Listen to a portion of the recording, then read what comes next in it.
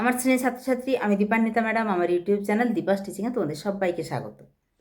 তোমরা বেশ কিছুদিন ধরে আমার ভিডিওতে নানান কমেন্ট করছো যে ম্যাডাম, সংসদ সভাপতি ডক্টর চিরঞ্জীব ভট্টাচার্যের জায়গায় ডক্টর পার্থ কর্মকার এসেছেন।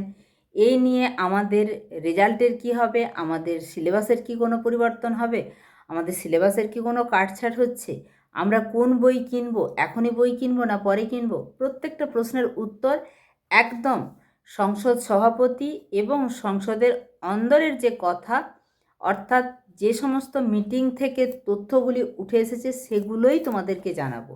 তাই একটুও স্কিপ না করে প্রথম থেকে শেষ পর্যন্ত পুরোটা দেখো। তোমরা অনেকেই কনফিউজ ছিলে সিলেবাস নিয়ে। সংসদের বর্তমান যিনি সভাপতি রয়েছেন তিনি যেটুকু বলেছেন যে সিলেবাস যে ছোট করা হবে এরকম কোনো ব্যাপার নয়, বরং সিলেবাস আধুনিক করা হচ্ছে। প্রথম এবং তৃতীয় সেমিস্টারের জন্য সংসদ থেকে নির্দিষ্ট টপিক আলাদা করে দেওয়া হয়েছে। অনেক অধ্যায় যা আগে ছিল 12-এ সেটা এখন 11-এ আনা হয়েছে। নতুন সিলেবাসের কথা বলছি, অর্থাৎ সেমিস্টার সিস্টেমে। এই যারা প্রথম ব্যাচ পরীক্ষা দিয়ে দিলে তাদের থেকে এবছর পাল্টে গেছে এরকম বলছি না। আগের যে পুরনো সিলেবাস ছিল সেখানে বেশ কিছু পুরানো টপিক যেমন আনা হয়েছে, 12-এর টপিক 11-এ আনা হয়েছে। আবার সায়েন্সের তো মোটামুটি একই, মানে ফিজিক্স, কেমিস্ট্রি, ম্যাথামেটিক্স।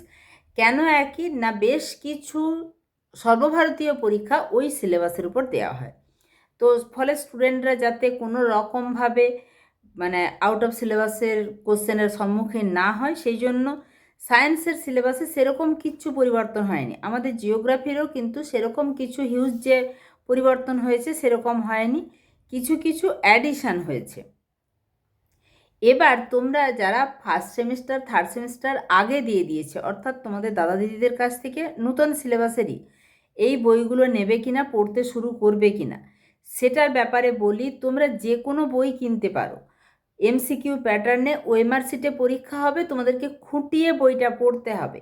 এবং তোমরা বাজার চলতি, সে আমি কোনো প্রকাশনার আলাদা করে বলবো না, সমস্ত প্রকাশনার বই তোমরা দেখতে পারবে। রায়ান মার্টিন আছে, প্রান্তিক আছে, সাঁতরা পাবলিকেশান আছে। তো সমস্ত বইতে যেখানে তোমরা দেখতে পাবে যে এমসিকিউ বেশি প্র্যাকটিসের সুযোগ আছে, এমসিকিউ বেশি করে করে দেয়া আছে, তা সেই বইগুলোই কিন্তু তোমরা চয়েসের মধ্যে রাখবে। তবে এমসিকিউ শুধু প্র্যাকটিস করলে হবে না, তার আগে কিন্তু পাঠ্য বই তোমাদেরকে খুঁটিয়ে পড়তে হবে। এই ব্যাপারে কিন্তু সংসদ তার ওয়েবসাইটে অনেক কিছু তথ্য, পিডিএফ ইত্যাদি যেগুলো আপলোড করছে সেগুলোর দিকেও তোমরা একটু খেয়াল রাখবে। যারা এই সদ্য মাধ্যমিক দেওয়ার পর 11-এ জিওগ্রাফি নিয়ে পড়বে ভাবছো, তোমরা সংসদের দেওয়া সিলেবাসটা দেখো। সিলেবাস অনুযায়ী সে যে কোনো বই ধরে, সিলেবাসটা ধরে যে কোনো বই খুঁটিয়ে পড়তে শুরু করো, তাহলেই কিন্তু তোমরা সমস্ত এমসিকিউ এর উত্তর করতে পারবে। সংসদ সভাপতি অর্থাৎ নতুন যিনি সংসদ সভাপতি, ওনার গাইডলাইন অনুযায়ী এখনই কোনো আনঅফিসিয়াল চটি বই না কিনে টেক্সট বইয়ের নতুন সংস্করণ আসার জন্য তোমরা অপেক্ষা করো। আগের বছর এরকম অনেকেই হয়েছে, সিলেবাস ধরে বেশ কিছু প্রকাশনা সংস্থা বাজারে বই বের করে দিয়েছিল। আমরা জানি সবচেয়ে বেশি যদি কিছু সিলেবাসের পরিবর্তন হয়ে থেকেছে সেটা সংস্কৃতের, এবং পরীক্ষার বেশ কিছু মাত্র মানে মাস দুয়েক কি মাস দেড়েকের মাথাতেও একটা হিউজ অ্যামাউন্ট সিলেবাসের পরিবর্তন হয়েছে। এবং সেই কারণে বেশ কিছু বই প্রকাশনা সংস্থা মুখ থুবড়ে পড়েছে যে আমরা এই হিউজ সিলেবাস, অর্থাৎ একদম যে টপিকগুলো বা ধরো পদ্য গদ্য এরকম থাকে সেই টপিকগুলো বাদ হয়ে অন্য টপিক বা অন্য পিস ঢুকেছে। তাহলে কি হচ্ছে, তখনই ওই বই আর বাজারে কেউ কিনতে যাবে না, কারণ সবাই চাইবে যে নতুন টপিক অনুযায়ী বইটা আছে কিনা। ফলে শেষের দিকে কিন্তু বিভিন্ন প্রকাশনা সংস্থা আবার নতুন করে বই পাবলিশ করার ক্ষেত্রে অনীহা দেখিয়েছে। ফলে তোমরা কিছুটা ওয়েট করে যাও।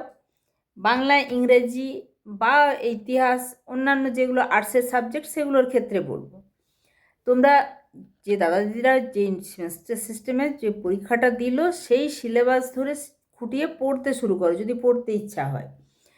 না হলে বলবো একটুখানি ওয়েট করে যাও।